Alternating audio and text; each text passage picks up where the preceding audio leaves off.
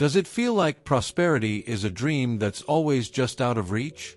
Are you exhausted by financial stress, by that constant, nagging feeling of never enough? What if I told you there is an invisible, powerful source of help, a celestial team, waiting for your instructions to transform your reality? Prosperity isn't a lucky break, it is your birthright. And the key to claiming it is simpler than you have ever imagined. If you're ready to stop struggling alone and start co-creating with the universe, stay with me. And as your first act of faith, type this phrase in the comments right now: heaven in action. Declare it. And so you don't miss a single guide on this journey, subscribe now and hit the bell. Every video is a tool to build the life you deserve.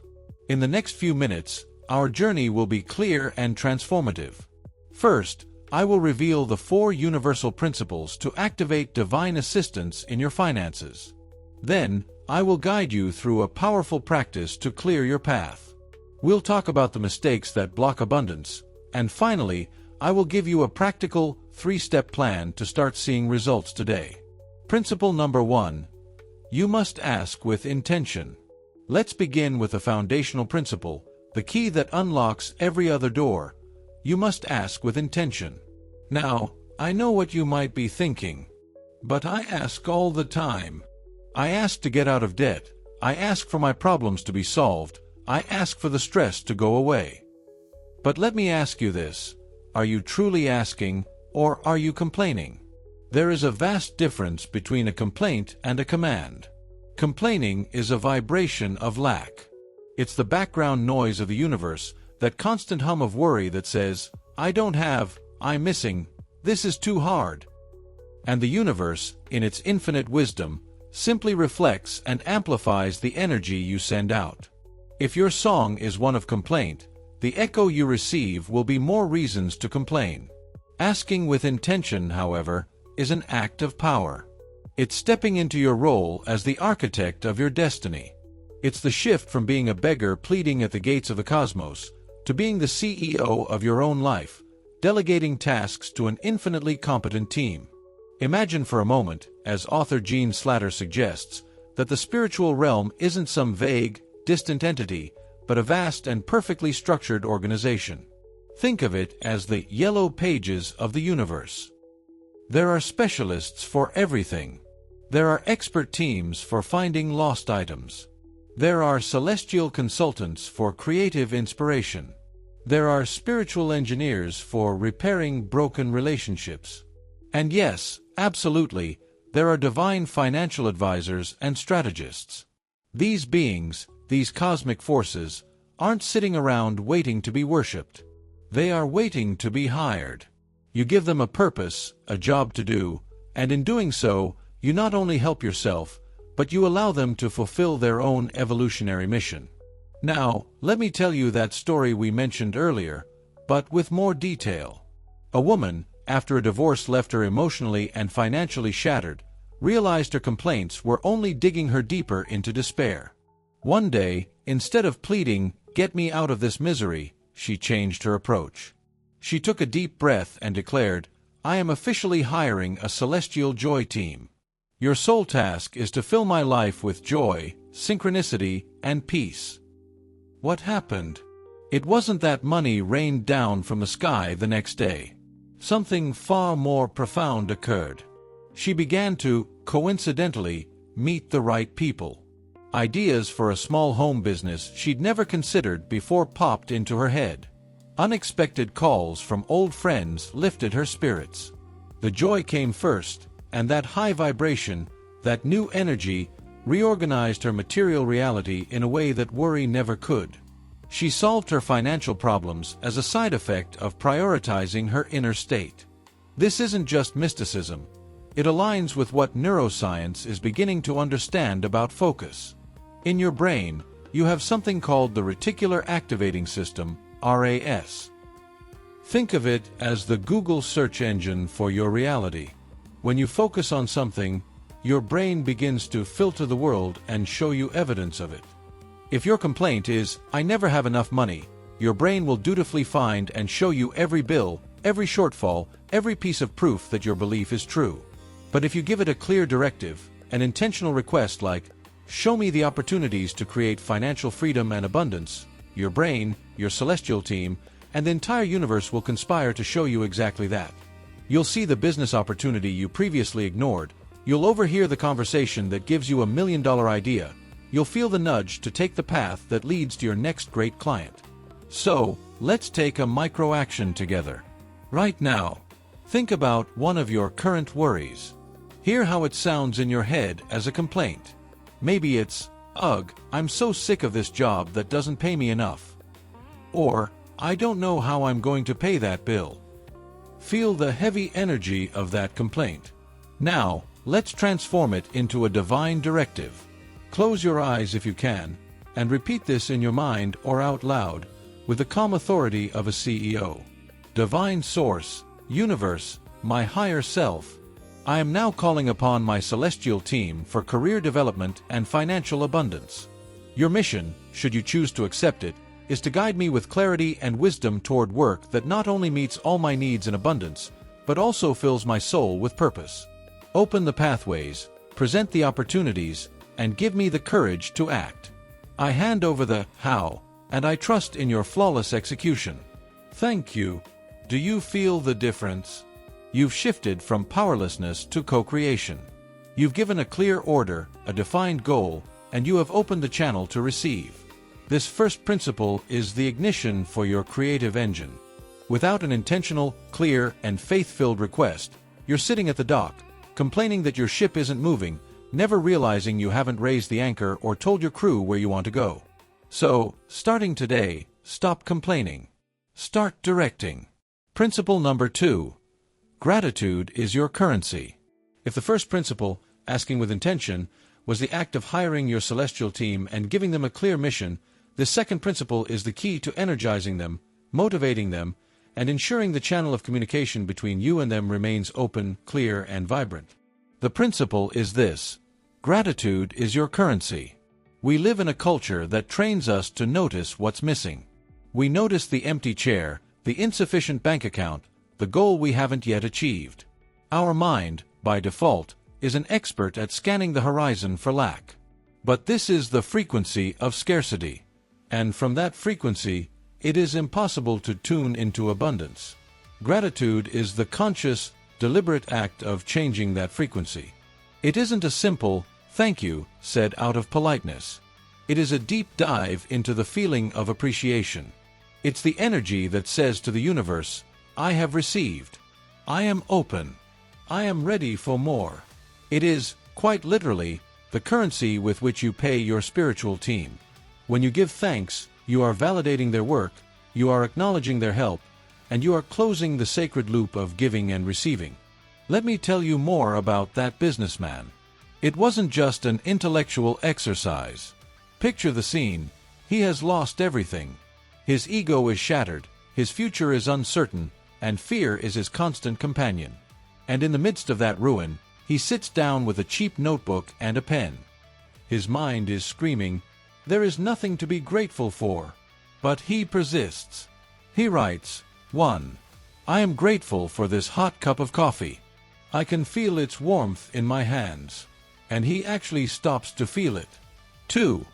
I am grateful for the ray of sun coming through the window. I can feel its warmth on my face.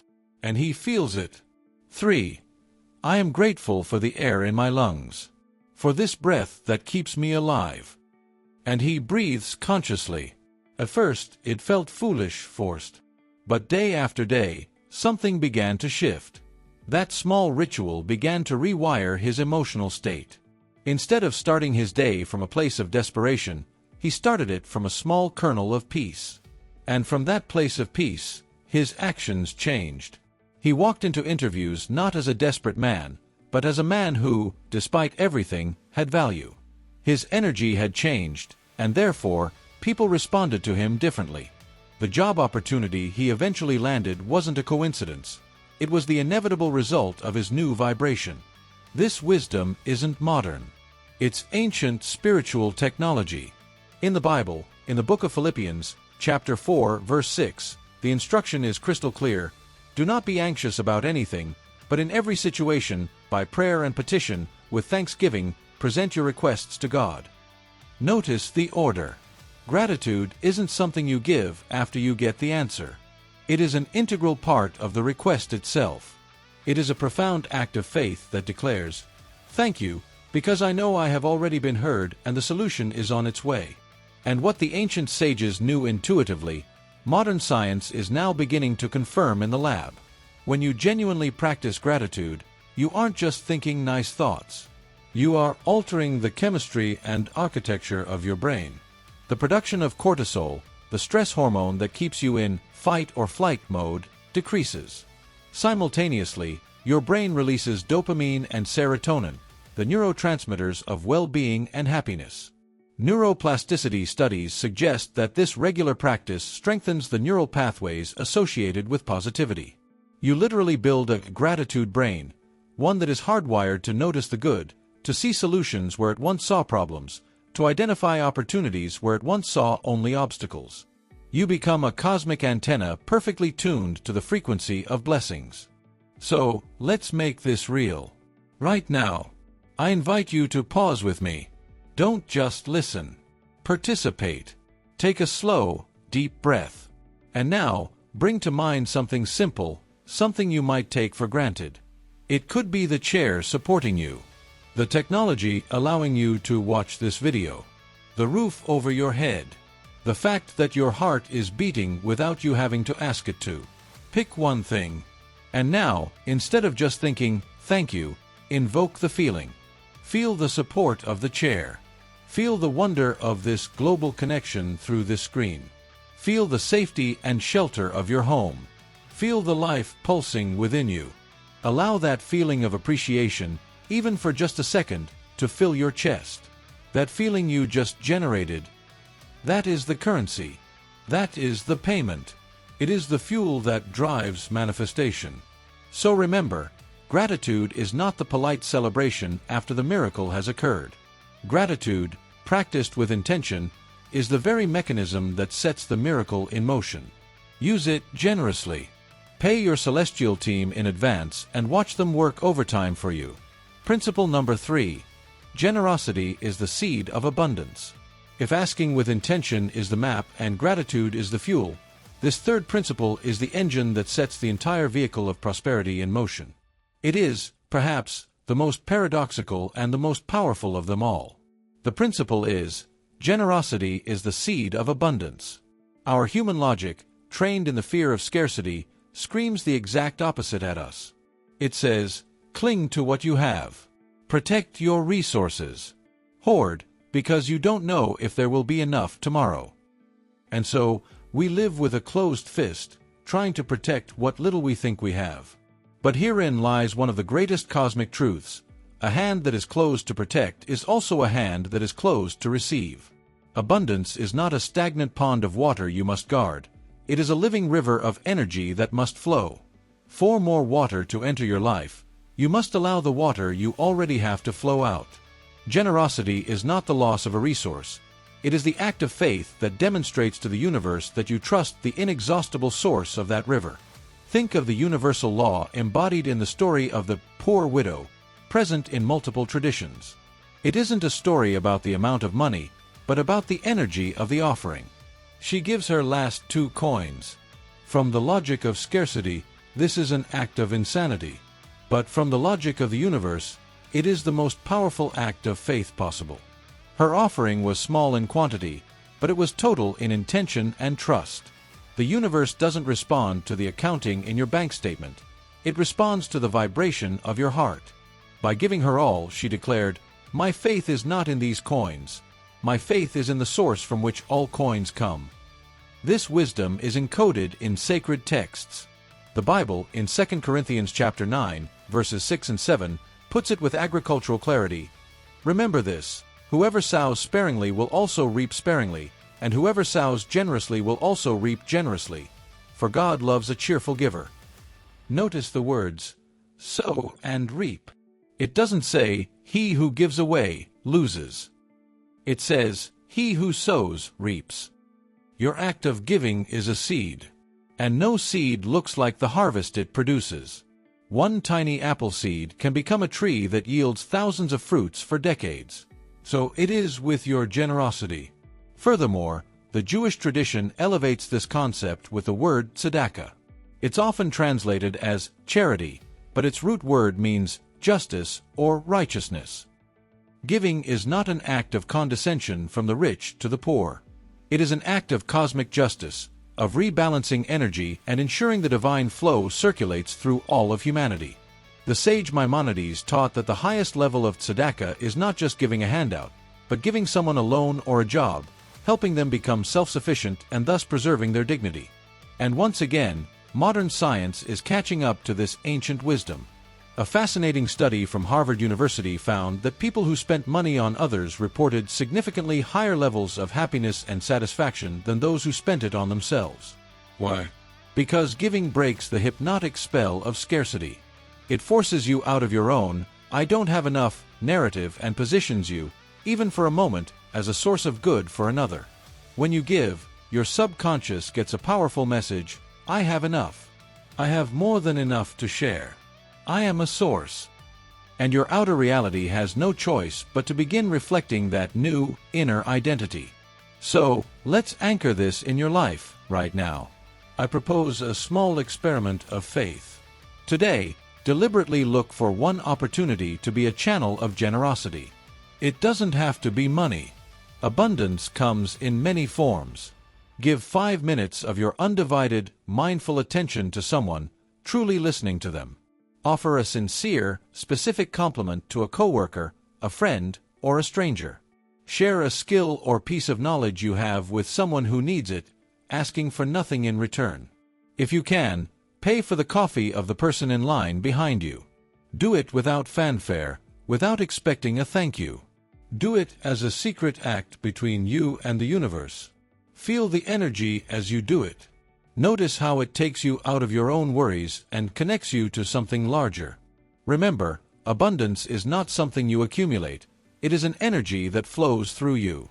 The universe is not looking for stagnant reservoirs. It is looking for open, flowing channels. With every act of generosity, you are saying, I am open. I am ready. Make me a channel for your blessings. Principle number 4. Heaven orchestrates, but you must walk. We now arrive at the principle that joins heaven and earth. It is the bridge between intention and manifestation, between prayer and results. It's where many spiritual seekers stumble, and where you are going to succeed. The final principle is this: heaven orchestrates, but you must walk. You can have the clearest intention in the world, a heart overflowing with gratitude, and a spirit of boundless generosity. But if, after all that, you sit on your sofa and wait for prosperity to knock on your door, you will be waiting a very long time. Faith is not passivity. Faith is not an excuse for inaction. True faith is an active force. It's the trust that propels you to move your feet, even when you cannot see the end of the path. Imagine your relationship with the divine as a dance. The universe is the perfect dance partner. It knows the music, it knows the steps, it knows the rhythm of the cosmos. Its guidance is flawless. When you ask, you invite the universe to be your partner and to lead.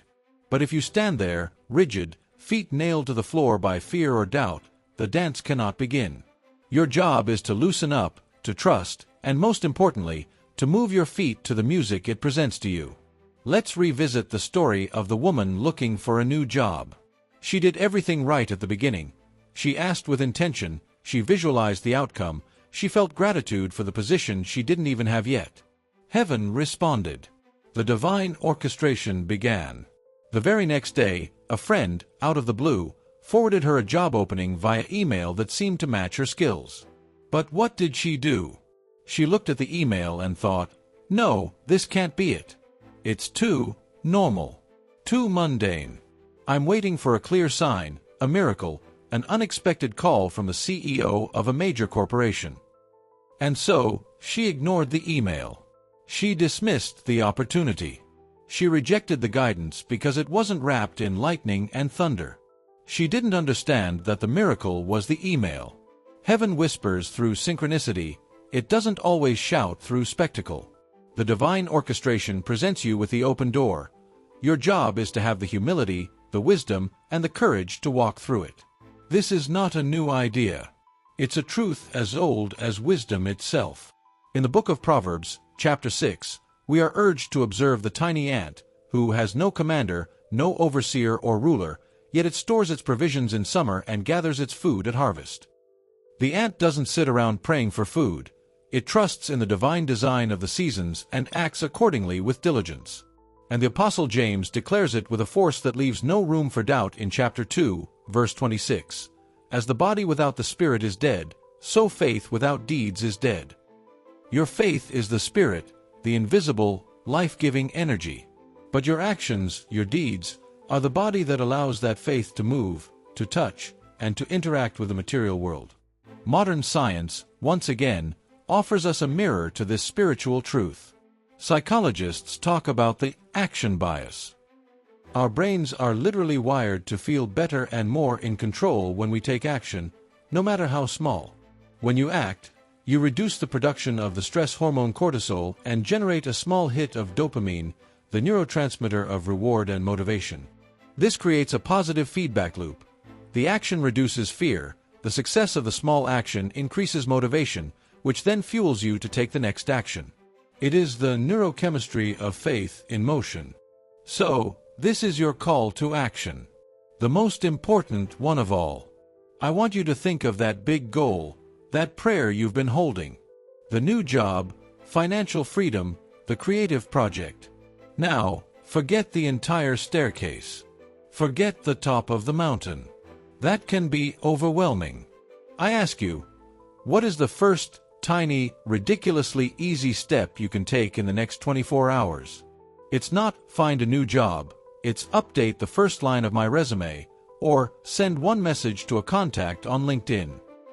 It's not pay off all my debt, it's review my spending from the last 7 days, or watch one video on how to create a simple budget. It's not launch my business, it's register the domain name, or write a list of 5 possible services I could offer.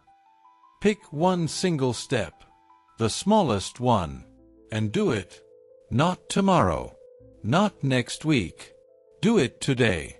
That small step is your yes to the universe. It is your way of telling your dance partner, I'm ready. Let's dance. Always remember this final image. Heaven provides the favorable wind, but you, and only you, must raise the sails. Guided practice. Clearing your path to abundance. And now, I invite you to stop for a moment. Do not skip this part. Everything we've talked about so far has been to prepare your mind. What we will do next is to align your spirit. This is where information becomes transformation. Find a comfortable position. Seated, with your back straight but relaxed, your hands resting gently on your lap. If you feel safe and comfortable doing so, I invite you to close your eyes. Let's begin by anchoring ourselves in the present moment, using the gift of our breath. Together, we will take 3 deep, cleansing breaths. Inhale gently through your nose for a count of 4. Feel your chest calmly expand. 1, 2, 3, 4. Now, hold the air softly for a count of 4. Hold that life force within you. 1, 2, 3, 4. And exhale slowly through your mouth, as if blowing out a candle, for a count of 6, releasing all tension, all worry. 1, 2, 3, 4, 5, 6. Again. Inhale peace, filling yourself with possibility. 1, 2, 3, 4. Hold stillness, allowing it to settle in your being. 1, 2, 3, 4. Exhale doubt, letting go of control and resistance. 1, 2, 3, 4, 5, 6. One last time. Breathe deeply. Feel your body settle. Feel the noise of the outside world begin to fade. You are here. From this place of calm, turn your attention inward, to that silent center of your being. It doesn't matter what you call it. God, universe, consciousness, divine source, or simply your higher self. The label does not matter. The connection does. With a deep sense of humility, and at the same time, with the clear authority of a creator, say these words in the silence of your heart. Source of all life and all abundance. Today, I acknowledge and remember my sacred connection to you. I set aside the struggle and the solo effort, and I choose co-creation. With all of my heart, I invite my celestial helpers, my spiritual guides, the unseen forces of good, to work with me, through me, and for me. I ask that you illuminate my mind with divine ideas. I ask that you guide my actions with wisdom and courage. And I ask that you clear my path of all obstacles, known and unknown, for my highest good and the highest good of all involved. I surrender my worries. I release my need to know how. And I open my heart to receive the help, the guidance, and the blessings that are already on their way to me. Thank you. Thank you. Thank you. Feel the sincerity of your words. Feel them resonate in every cell of your being, like a bell ringing in a silent valley. You have made the invitation. Help is on the way. Now, keeping your eyes closed, allow your imagination to guide you. Visualize that you are standing at the beginning of a path. This is the path of your life, stretching out before you. Perhaps, right now, the path looks difficult. It might be covered with heavy, gray rocks. These are the rocks of your doubts and fears. Maybe it's overgrown with thick, thorny weeds. These are the weeds of limiting inherited beliefs. The "you can't," the "you're not good enough," the "money is evil." Perhaps there's a thick fog that keeps you from seeing more than a few feet ahead. This is the fog of confusion and uncertainty. Just stand there for a moment and observe your path as it is, without judgment. Now, look up. A soft, warm, golden light, like the morning sun, begins to descend upon you and your path. This light is the presence of your celestial team. You don't need to see faces or figures, just feel their loving, powerful, and competent energy. Watch as this light touches the first rock, the rock of "I'm not worthy." See it dissolve, not violently, but gently, turning into dust of light and disappearing. Watch as the light moves to the weeds of scarcity, and instead of cutting them, it transforms them. The thorns become vibrant green leaves, and beautiful flowers bloom from them. See how the fog of confusion is not blown away by the wind, but is absorbed into the light, revealing a clear, bright, and welcoming path that stretches to the horizon. Your team is not doing the work for you. They are clearing the path so that you can walk. Now, take the first step onto your newly cleared path. Feel the firm, solid ground beneath your feet. With each step, you feel lighter, more confident, more purposeful. You are not running desperately. You are moving forward at a wise, disciplined, and peaceful pace. You see opportunities on the side of the path like flowers you had never noticed before. You feel guidance like a gentle breeze at your back, urging you forward. Feel the deep joy of walking this clear path, knowing you are not alone. Very slowly, allow that image to fade, but hold on to the feeling. Bring your awareness back to your body, to the chair, to the room you are in. When you are ready, open your eyes. If you have a journal or a piece of paper nearby, I invite you to pick it up. If not, simply reflect deeply on these 3 questions. Answer from your heart, from this place of clarity you have just cultivated. Question number 1. If you knew with 100% certainty that your celestial team had already cleared the way, what is the first physical, practical step you would take today with joy and confidence? Question number 2. What was the heaviest rock or the thickest patch of weeds you saw on your path? Give it a name. And write down or declare, "I am ready to hand over name of the belief to my celestial team for transformation." Question number 3. How can you be the golden light that clears the path for someone else this week through a simple act of service, discipline, or generosity?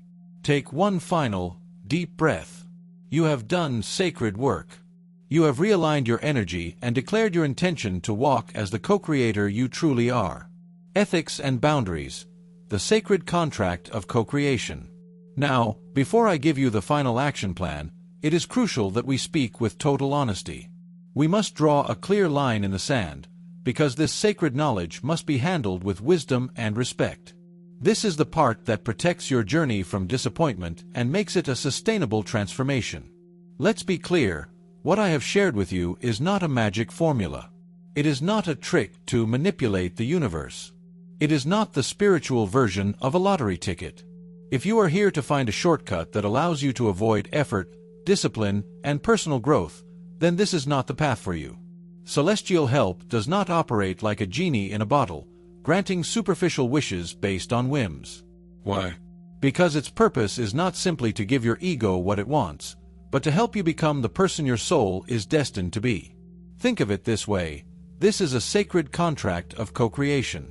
And like any contract, both parties have roles and responsibilities. The role of heaven, of the universe, is to be the master architect. It provides the perfect blueprint for your life, a blueprint that includes far more abundance than you can imagine. It orchestrates the synchronicities, aligns the opportunities, and ensures that all the materials, people, resources, ideas, are available to you at the perfect time. Its support is unconditional, its wisdom infinite, and its resources are limitless. But your role, and this is non-negotiable, is to be the master builder. You must show up to the construction site every day. You must take the blueprint and study it. You must pick up the hammer of action and start building. You must pour the foundation of gratitude and raise the walls of discipline. Heaven will open the door to a job interview for you, but it will not do the interview for you. The universe will introduce you to a potential mentor, but it will not cultivate the relationship for you. The divine source will inspire you with a brilliant business idea, but it will not write the plan or make the calls for you. Your action is the sacred ingredient that allows spiritual energy to manifest in the material world. Without it, the architect's most beautiful blueprints remain on paper. This, far from taking away hope, should give you immense hope. Why? Because it means you are not a passive puppet of fate. It means the system is not random or capricious. It means there are universal laws, spiritual principles that, when applied with consistency and sincerity, produce results. This is not a path of dependence, where you plead and wait. It is a path of empowerment, where you ask, listen, and act with a divine partner by your side. And finally, this approach respects all beliefs and paths. It doesn't matter if you call this force God, Allah, Brahman, the source, or the intelligence of the cosmos. These are the underlying principles, the spiritual physics that govern creation. It is about aligning your actions, your diligent work, your impeccable ethics, your service to others, with the universal energy of generosity and gratitude. So, don't look for shortcuts. Fall in love with the path of building. Because true prosperity is not just arriving at the dream house. It's the strong, wise, and faith-filled person you become while you build it. We have journeyed together through profound principles. But knowledge without action is just a theory. The prosperity you seek is not found in simply understanding these ideas. It is unleashed the moment you decide to live them. Prosperity is not a distant mirage. It is not a prize reserved for a lucky few. It is your birthright. It is a divine symphony that emerges when you align four instruments: your clear intention, your vibrant gratitude, your flowing generosity, and your inspired action. The power to conduct this symphony is not outside of you. It has always been within. Now, I am handing you the baton. I am giving you the master key to shift from being a spectator in your life to being the director of your destiny. This is not a plan for next year. It is an activation plan that begins now. Your 3-step activation plan. Step 1, the immediate ignition, your action for today. The mission, your first goal is simple: build the muscle of trust. You need to prove to yourself, quickly and tangibly, that you are not alone. The action, today, within the next few hours, pick one small, almost trivial concern. Don't start with, solve my financial crisis. Start small. Finding a parking spot. Having a difficult conversation go smoothly. Finding that object you misplaced. The decree, out loud or in your mind, with clear intention, say, "Celestial Team, specialists in the area of your request, I delegate this task to you for my highest good. Show me the most elegant and easy solution. Thank you." The key: don't be embarrassed. No request is too small. You are training for the big leagues. After you ask, let go of the outcome and act with the confidence that help is already coordinating the details. Pay attention. The solution often arrives as a coincidence, a sudden urge, or a synchronicity. This is your first brick of faith. Step 2. The Neural Rewire, your 7-day challenge. The mission. For the next week, you are going to consciously rewire your brain from seeking lack to spotting blessings. The action. I'm issuing you a 7-day challenge. Every single night, without fail, before you go to sleep, take a notebook or simply close your eyes and find 3 new, specific things you were genuinely grateful for that day. No repeats. Force yourself to look. Not just the big stuff. Be grateful for the taste of your coffee, for a stranger's smile, for the song that came on at the perfect moment, for that green light you caught. The decree: for each thing, don't just name it. Say, "Thank you for," and take 10 seconds to feel the emotion of that gratitude in your chest. The key: this is both a neuroscientific and spiritual exercise. You are changing your internal chemistry, lowering stress, and raising your vibration. After 7 days, you will have become a more powerful magnet for good, because your reticular activating system will be calibrated to find it everywhere. Step 3. Opening the channel, your 30-day commitment. The mission. For the next 30 days, you are going to shift from being a receiver to being a conscious channel of divine abundance. The action. Make a conscious decision. Choose one way you are going to sow generosity. It could be a percentage of your income, even just 1%, that you set aside in a generosity fund. It could be a commitment of 1 hour of your time per week to a cause or a person. It could be a daily commitment to use your talent, cooking for someone, giving professional advice, with no expectation of return. The decree: before each act of giving, say silently, "I use this as a seed. May this act of justice and generosity return to me multiplied, and may it make me an even greater channel for good in the world." The key: this is the master step. You are declaring with your actions that you fully trust the source. You are breaking the scarcity cycle in the most powerful way possible. You stop being a pond hoarding water in fear, and you become a river through which the abundance of the universe flows. And rivers never run dry. There you have it. A simple, yet profound plan.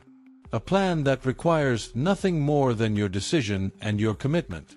I'm issuing a final 24-hour challenge. Choose your small mission from step 1 right now. Ask your celestial team for help with it. And then, I want you to come back to the comments and tell us what you asked for. Let's create a wave of intention and manifestation together. The door has always been open. The help has always been available. The power has always been in you. And this is just the beginning. If you're ready for a deep dive into your creative power, I've put together a complete playlist for you. Click right here to start the full masterclass and continue your journey. Now, the final question is not if heaven can work for you, but if you are ready to work with heaven. What specific action are you going to take today to begin?